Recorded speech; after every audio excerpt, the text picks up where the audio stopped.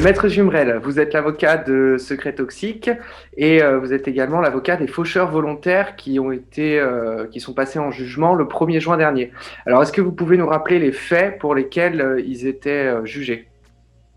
Oui, bien sûr, c'est suite à plusieurs manifestations au niveau national qui avaient été faites par les faucheurs volontaires, qui étaient venus dans des jardineries pour dénoncer le fait que des pesticides à base de glyphosate étaient en vente libre, alors que le glyphosate venait d'être classé assez récemment par le CIRC comme cancérigène probable. Donc le CIRC, c'est un organisme qui dépend de l'OMS, c'est le centre de recherche sur le cancer, et le CIRC a évalué ce glyphosate cancérigène probable, alors que l'EFSA, l'Agence sanitaire européenne, a considéré qu'il n'était pas cancérigène, même probable. Donc il y avait une différence d'avis entre l'EFSA et le CIRC. Le glyphosate venait d'être réautorisé et les manifestants sont allés dans les jardineries pour peinturer des bidons de glyphosate pour les rendre impropres à la vente et en fait bloquer un petit peu ces produits qu'ils considèrent toxiques. Et donc, quelle a été la décision du tribunal? Alors, ils ont été poursuivis, il y a eu des procès dans plusieurs départements, et là, sur le tribunal de Foix, on avait soulevé, alors pour la défense des faucheurs, on s'était soumis, à la fois les prévenus faucheurs volontaires et à la fois les avocats, on s'est soumis à des analyses d'urine pour vérifier la présence de glyphosate dans nos organismes. Et en fait, tous les tests qu'on a faits, que j'ai fait aussi effectuer moi aussi, tous les tests étaient positifs, donc on avait du glyphosate dans nos urines. Et en fait, on a montré ça au juge pour insister sur le fait que nous étions directement touchés et que les prévenus étaient directement touchés par ce glyphosate toxique. Et le juge a considéré qu'il y avait effectivement un problème de réglementation et il a tout d'abord saisi la Cour de justice de l'Union européenne. Donc ça, c'était en 2017. Le juge de Foix saisit la Cour de justice européenne. La Cour de justice rend l'arrêt du 1er octobre 2019 en disant que le règlement européen est valide, mais que les instances comme l'EFSA ou comme l'ANSES en France doivent réaliser une étude de toxicité à long terme sur ces produits-là, sur l'ensemble des pesticides, à long terme et dans leur formulation complète, c'est-à-dire pas uniquement la molécule glyphosate, mais l'intégralité du produit tel qu'il est commercialisé. Donc, par exemple, pour le glyphosate, on doit tester le Roundup sur le long terme et la cancérogénicité du Roundup. Et on a relevé, notamment avec l'étude du professeur Serralini avec qui on travaille, que les formulations complètes sont jusqu'à 1000 fois plus toxiques que le produit qui est analysé tout seul au niveau européen. Donc ça pose un problème d'évaluation important. Donc la Cour européenne a répondu qu'il fallait une analyse des produits complets dans la toxicité des produits complets sur le long terme. Et elle a donc validé le règlement européen, mais précisé cet élément-là. Et là, le jugement, donc le juge du tribunal de Foix est saisi suite à l'arrêt de la Cour européenne. Donc le jugement a été rendu le 1er juin. Et le 1er juin, le juge a relaxé les prévenus en considérant que, effectivement, il y avait une forte toxicité de ces produits-là qui était problématique, qui était un problème sanitaire majeur. Le juge a considéré qu'il ressortait de l'arrêt de la Cour européenne de 2019 que les produits n'étaient pas suffisamment testés. Donc, il n'y a pas d'évaluation suffisante sur ces produits hautement toxiques avant leur mise sur le marché. Et le juge a considéré, troisième point, que les prévenus avaient agi en état de nécessité, c'est-à-dire qu'il y avait un danger imminent pour leur santé et pour la santé de tous, et que leur action symbolique de peinturlurage de bidon n'était pas disproportionnée, elle était proportionnée aux enjeux majeurs sanitaires qu'il y avait pour ce dossier, ces produits toxiques.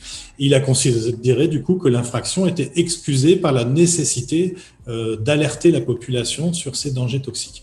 Donc il y a eu effectivement une relaxe, c'est la première relaxe en France sur ce dossier-là. C'est une relaxe qui est très intéressante parce que c'est sur l'état de nécessité, donc sur quelque part la désobéissance civile, puisque les prévenus ont désobéi, n'ont pas respecté la loi pour alerter sur un enjeu majeur qu'ils ont considéré plus important. Et le juge a retenu cet état de nécessité qui est le pendant pénal de cette désobéissance. L'infraction était justifiée par la gravité des faits et en conséquence, l'infraction est excusée par l'état de nécessité.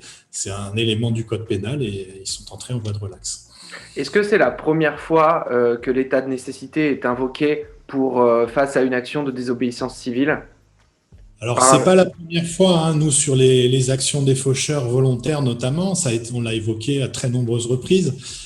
Même les avocats historiques des faucheurs, il y a 20 ans, soulevaient déjà l'état de nécessité. Quelquefois, ça a abouti en première instance, ça a ensuite été réformé en appel par les cours d'appel qui n'ont pas forcément la même vision des dossiers.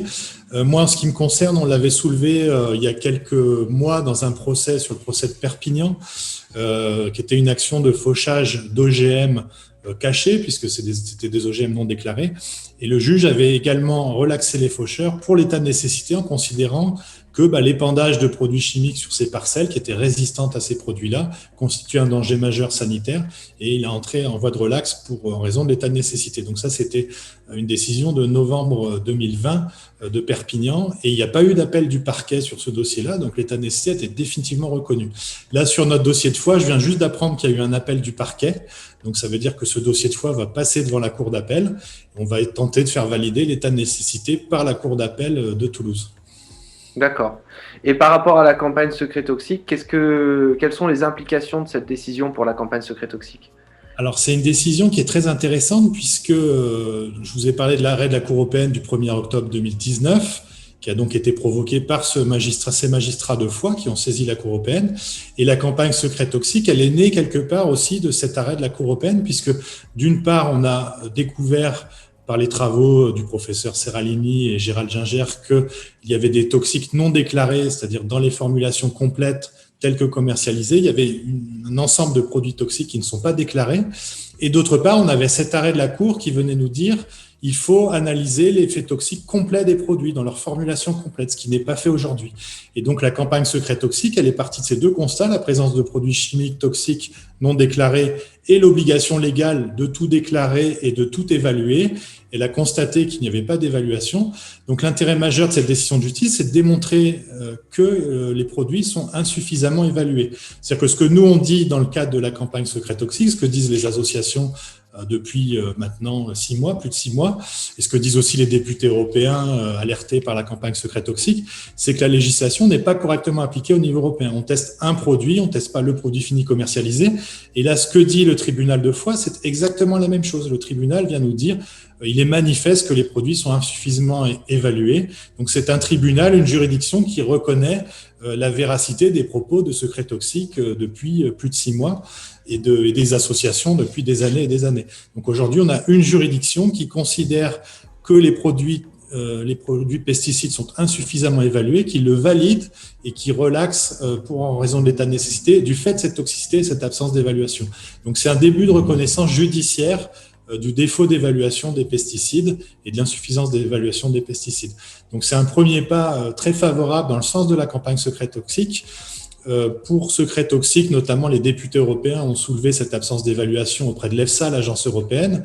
Ils ont posé des questions à l'EFSA pour leur demander comment était appliqué l'arrêt de la Cour. Il y a des réunions qui sont prévues avec l'EFSA, mais les associations envisagent aussi des recours au niveau européen sur ce sujet-là.